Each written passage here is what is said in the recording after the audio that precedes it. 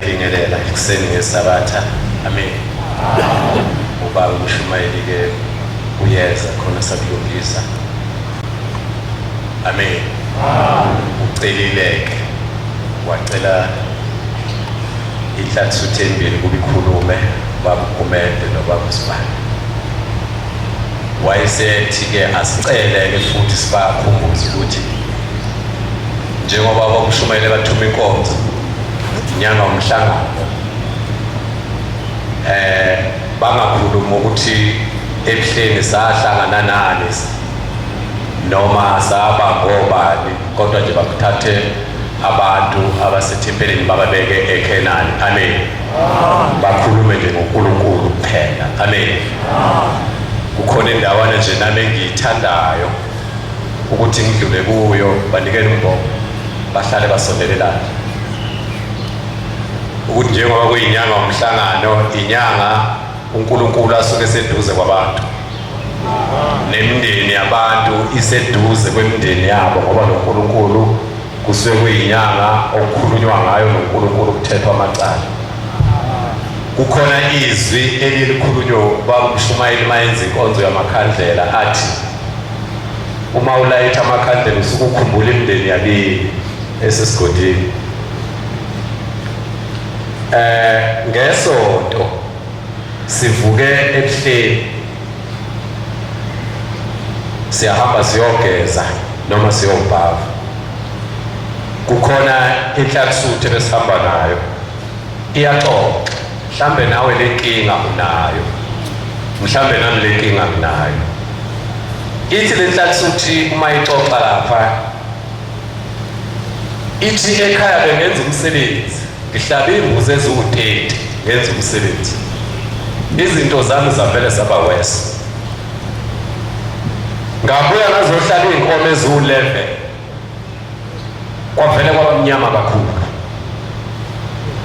Ithi ngihambile ngoJulayi ngaya enkosini uNyazi Bezulu ngafike ngabika ngathi baba ekhaya sengwenze wonke umsebenzi ngendlela engwenza ngayo kodwa izinto zami impilo yami ihlehlele emva kakhulu. Uthi inkosi imbuzile ukuthi wagcina nini ukuphupha abantu bakini nje thina sizohamba siyovala umhlangano singakhohlwa ukuthi ubaba mayithi umhlangano uvaliwe bese sihamba siye embengeni siyobanikelela sicela uNkulunkulu abakhumbule ngoba ukholo lwethu lulapha. Ithi ke lensizwa yayisithi inkosi nikela ucele ukubona abantu bakini ebusuku. Ithi ngakhipha u50 nganikela ngoJulayi odlulile kwakuyisonto. Uthi ngomsombuluko kwafika ikhehla engingalazi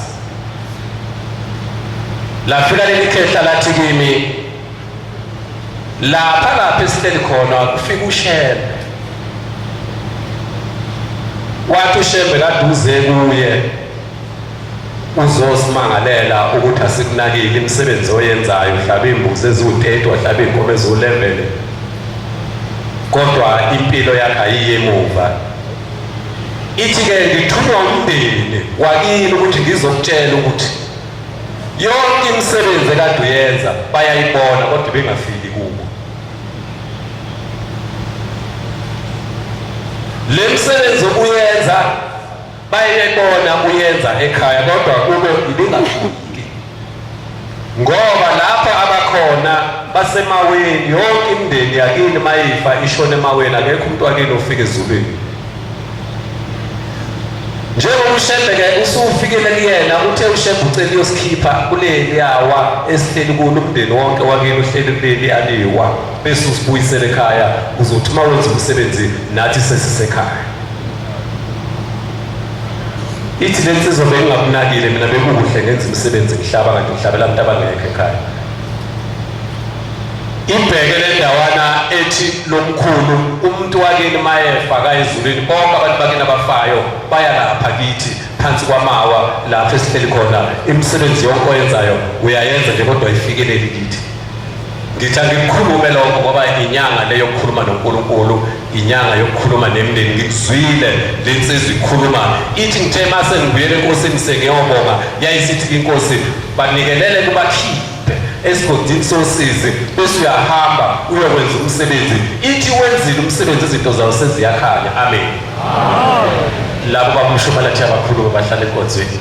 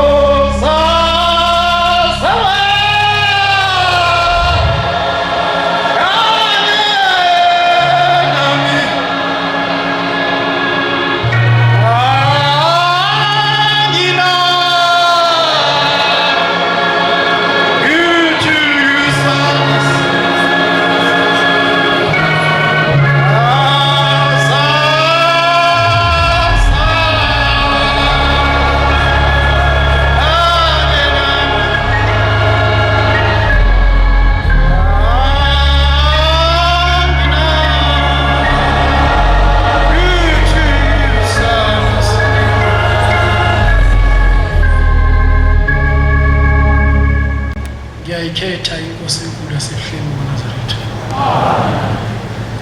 Ngiyabingelela ebandleni elikhulu lonkamezwe ezulu nomhlaba nyazo phezulu. Lona ubuke phambi kwenu uNazaretha, ulungisane ngokwesibando uphumezweni kamzilikazi. nginovalo kakhulu uManazaretha futhi ngumuntu onamalimi ongazi ukukhuluma kahle. Ngicela lingibekezelele uManazaretha ngoba ngiyaxala lokuma phambi kwabangcwele naphambi kobaba. uManazaretha mayingcwele ngizokhuluma ngokufika kwami lapha ekhaya elingcwele loNyazwi lezulu. uManazaretha ngafika mina sinqunyelwe insuku zokuphila. So bathi kimi sokusele iviki elilodwa ukuba ngiphile emhlabeni. Engikhumbulayo ngafika ezinye izisizwa zazisabatha lapha ekhaya ngathi asahambe siye esabatheni. Kodwa ngizange ngabatshela usizwe lwami ukuthi ngilosizo senqonyelwe insuku zokuphila emhlabeni. Ngoba abakithi abahlangabezi bami base befikile balikala nebhodi lami ukuthi wena uzolala lapha. Ekufikeni kwabafowethu engibalamayo asihambile emhlabeni bathi wena uzolala lapha. Bababuza ukuthi yini ngone kuphi. Ngangazi nami ngoba ngingumntwana. Kodwa into yangijabulisa mangifika lapha ekhaya mangingena ngesango lobaba.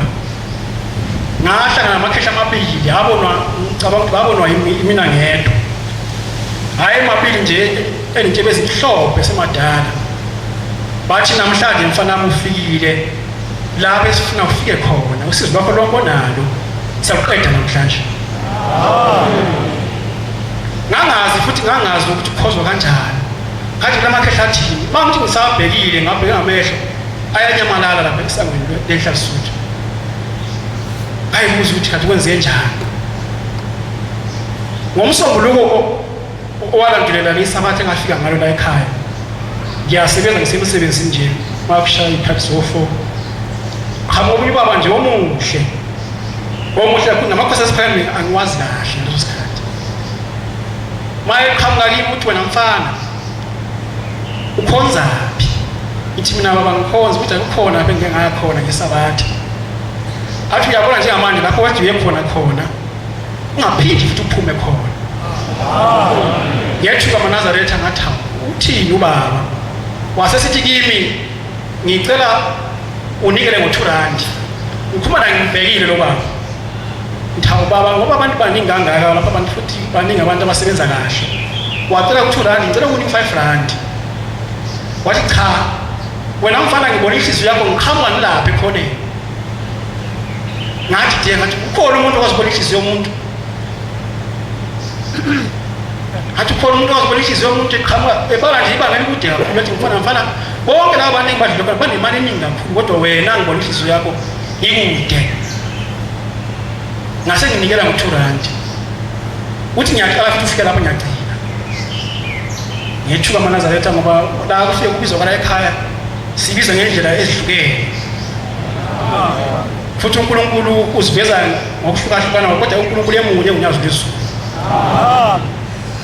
uManazaretha kusukela lapho ngabambelela angaze ngiphunyuke futhi lenkomo noma ngiphuthi isabatha noma libe linye ngoba ngiyasaba lo baba. Engathi sengimbheke emafotweni ngabona ukuthi inkosi lamalanga. Ngikhulume indaba ecishe ifane newaumphathi. Athi lapha ekhaya ayikho into ongayenza ngaphandle kokunikela. Lapha ekhaya ayikho into ongayenza ngaphandle ukuthi usenze imisebenzi emakhaya. Senzile abangasekho nabaphilayo. Ukhuluma indaba enkulu engihlupha nami ngifika lapha ekhaya. Ngoba ngafika ngezwe inkonzo inkulumo yayikhona lapha ekhaya ephuma ngifundisa uGcwensa.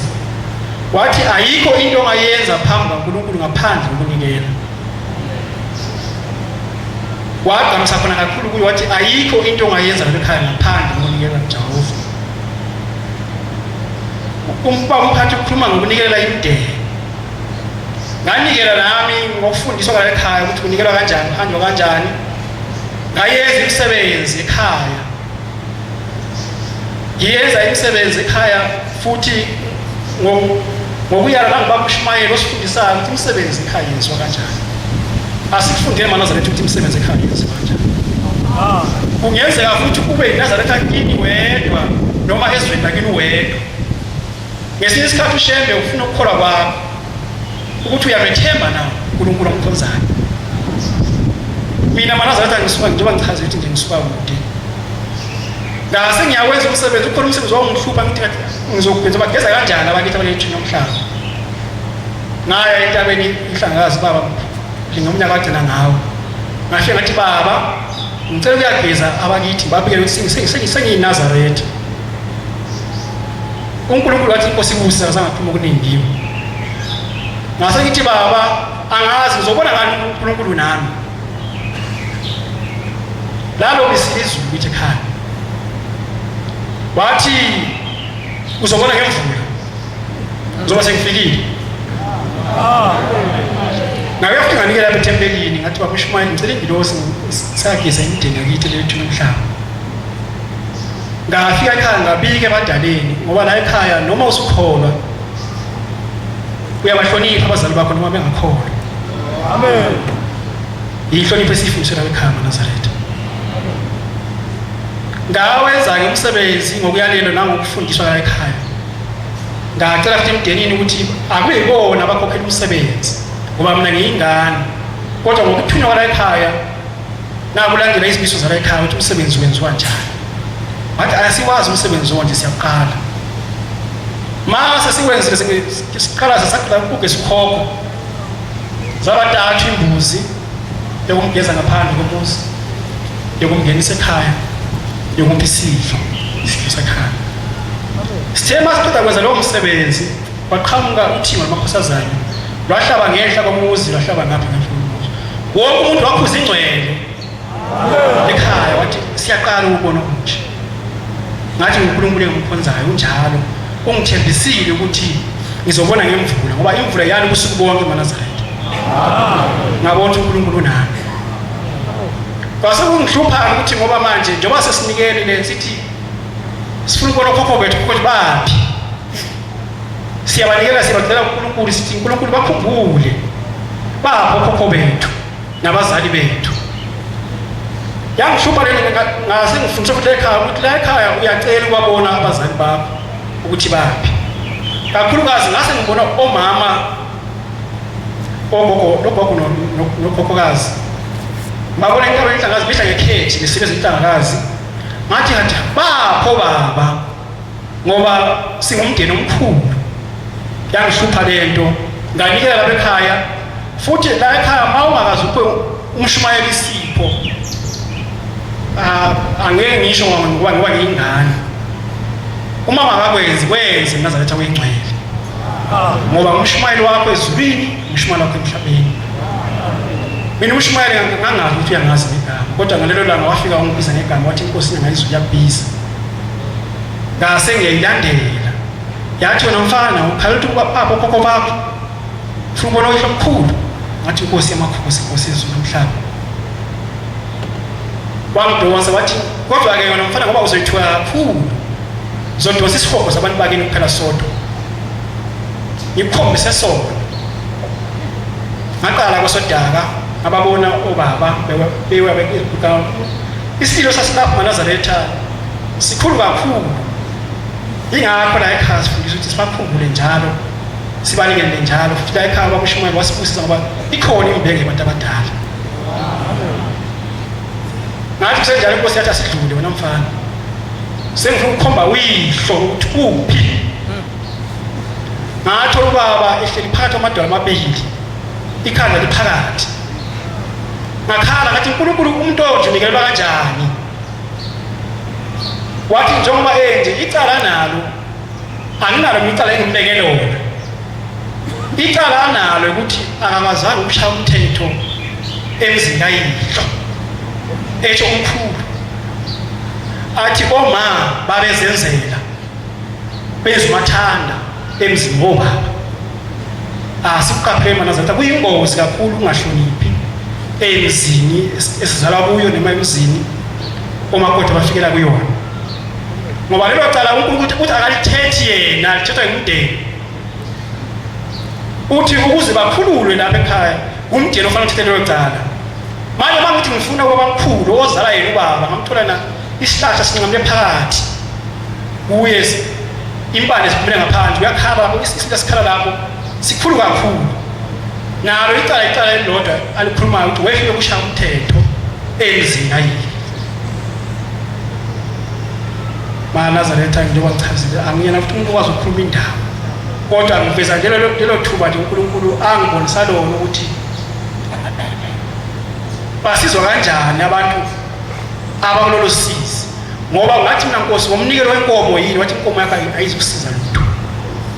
Ngathi uNkulunkulu sizobasiza ngani ngoba mkhulu, wathi kuyasiza-ke ukuthi uma usemzini kaNkulunkulu nisebenze, futhi uma usemzini uma usebenza awukhulumi nomuntu, uyathandaza. Uthi uNkulunkulu ngesithukuthuku sakho ngiyakukhumbula, uthi ngesithukuthuku sakho ngiyakukhumbula, naye umkhumbulo. Wase uNkulunkulu engivezela inhlanhla ukuthi ngiyayisebenza ngesikhathi sekuhle ekuthuthukeni. Wathi yabona inhlanhla ukuthi bonke labantu ngiyabona abasebenzi abantu. Yayijiwe lo inhlanhla ukuthi ngendlela yayijiwe ngakhona ingakhulumi lomuntu. Wathi namhlanje ngiqhubela isikhiye segolide, wafika wavula indlu eyisafe. Wathi bonke abakubona mhlawumbe umndeni uyangena la ekhaya ngofaka esikwini. MaNazaretha njengoba ngichazile umntwana omncane, ngicela ukwehlela ngezansi la engone khona ubaba angithethelele nabangcwele bangithethelele. Angase ngikhulume phambi kwabantu abadala, ngiyaqala. Inkosi ikusini kuswile.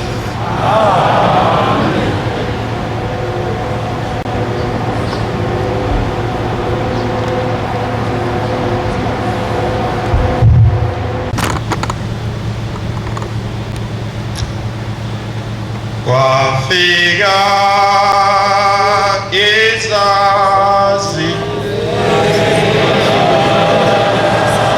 ziphuma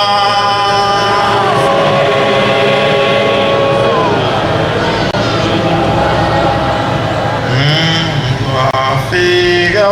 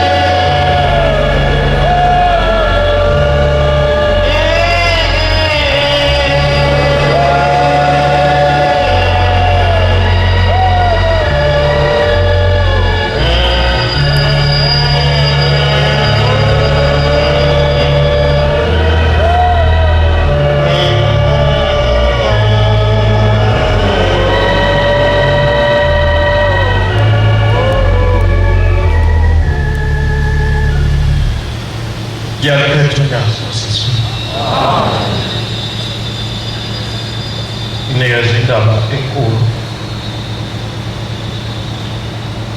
uNkulunkulu mayekunikeza into yakhe egcineni ayidinga. Ngiyacela uNkulunkulu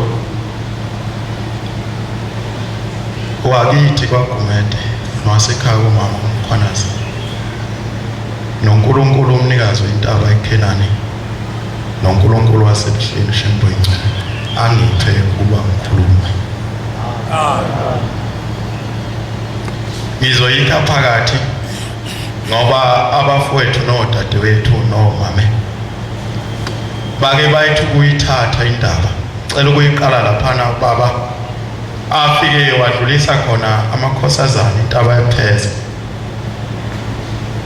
Yadlula intaba yapheza lapho ubaba owayishintsha khona amafu akhe. Lapha ayishintsha khona umkhathi washintsha ubaba wangena emjibeni omunye. Wase yasuka umnikazi wezwe nomhlaba washosholoza. Zase zibonga uJehova insizwa zimlandela nezimbogo zazo. Sathi masithi dundu kule ndawo eyayukela sayitshela ukuthi sizolandela umgwaqo yasithi pheze yawele esidleni. Sase siya zavala insizwa zezimbomu ngaphambili neziqomo.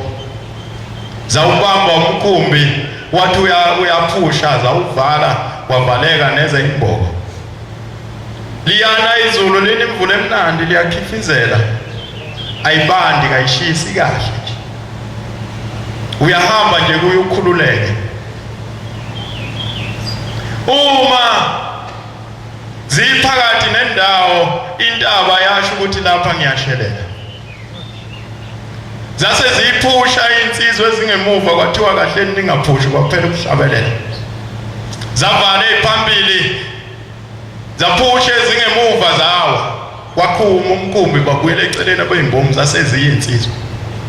Kwasala amabheshu phansi. Kodwa ukuthi ayisala kabi ayisala sibonga uJehova. Bongani uJehova.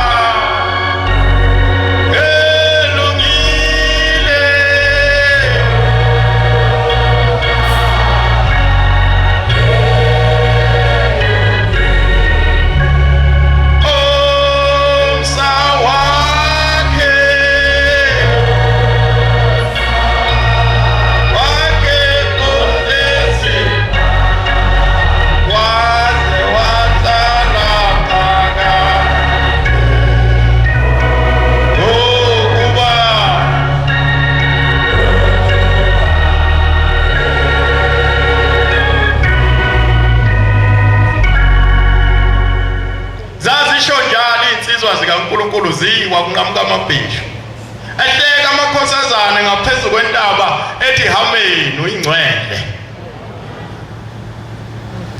lihamba ihuka liyamahilela phambili ungathi liya khona la eduze lithatha inyawo libeke lizithi nje abalandeli izitshaka bawanga nabathwele izitsha kabawanga abantu ababewa kwakuseledi nemufa nabavangeli nabashumayeli zabhukudoda-ke angazi ngudlungudlu ukuthi yabanjani. Omunye mawuthi uyamzama ukumbamba kuphindela wena phansi. Ngaze ngahleka insizwa yakithi ikhona la ekhaya yathi ithi sizimelela ngobhoko yathi yabhalansa kwaphuka ubhoko yashona phansi. Yaphinde yavuka futhi yaze yaya kasitani phansi ngithi mina hawu kade uthatha zonke iziko. Uthi hawugumede uyangihleka. Shembe uNkulunkulu. Zashosholoza zakhuphuka seyilanda iKhenani. Lapho kunoNkulunkulu khona kukhona izinto ezinhle nezimbi futhi zikhona. Uma sifika phezu kwentaba safika ngosuku lokubingelela intaba sase siyayibingelela ngokuvuma kuNkulunkulu. Uma sibingelelwe intaba usiyasukuma umenzi wethu uthi Manazaretha lo mhlangano mkhulu njengoba umkhulu kanjena kodwa ngiyabonga yinina nodwa enihamba uhambo olude kunamanye amaNazaretha. Uthi-ke kodwa akungobe nigqilazwa kodwa niyavivinywa.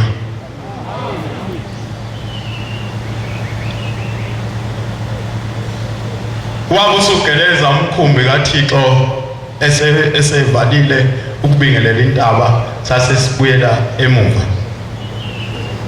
Uma sibuyela emuva emadokodweni kulungiselelwa isabatha inkonzo yasekuseni yasiba semadokodweni. Uma iphela imvula ingaphelanga leya ndawo benqala mina konyathele eKhenani ngesizathu sokuthi njalo ubaba ubethi mayiphuma nomhlangano abamhlophe bethi bangidinga njalo. Uma ifika inkonzo yasemini iyanikezwa umfundisi umvubo. Uthi ngesikhathi ubaba oyingcwele uNyazi ezokhipha umhlangano kuthiwa uzukuya entabeni Nhlangakazi, lo mfundisi waba nenhliziyo yokuthi awu sengizoyiswa kwenye intaba. Ungani uShembe washiya le ntaba wathi sizoya kuyona. Uthi mayelele lo mfundisi wasethi hayi mina ngizukuya. Uthi mayelele lo mfundisi lona bese kufika insizwa zasezulwini umqalo wendlela ilanga inyanga. Uthi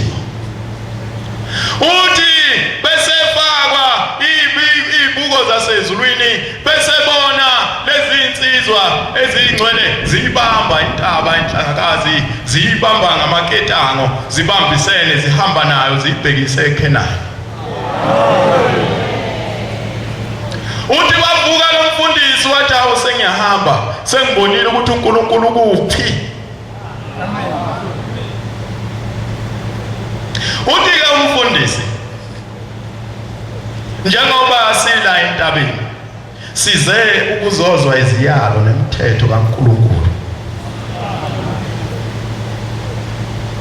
Uthi njengoba sizozwa iziyalo lezi iyalo lezi uNkulunkulu asiyala ngazo izona ezidingayo empilweni zethu. Ngiyacela ukungandi kakhulu. uNkulunkulu akangiphe ukuba ngime lapha kwande yena ngomsa wakhe uMandala Sithebeni njengensonyama uNokhabuzela. Ngiyacela ngiyazwa ezulwini bahlala ngezansi usibusise izilwane.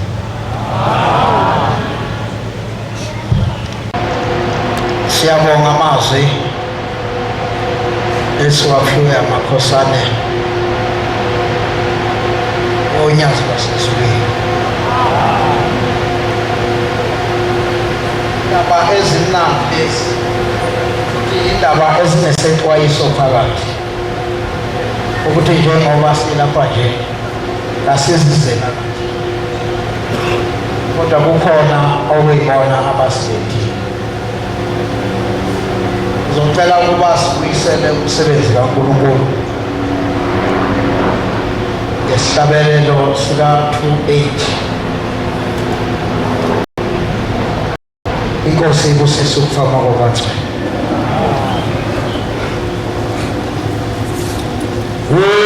Yes,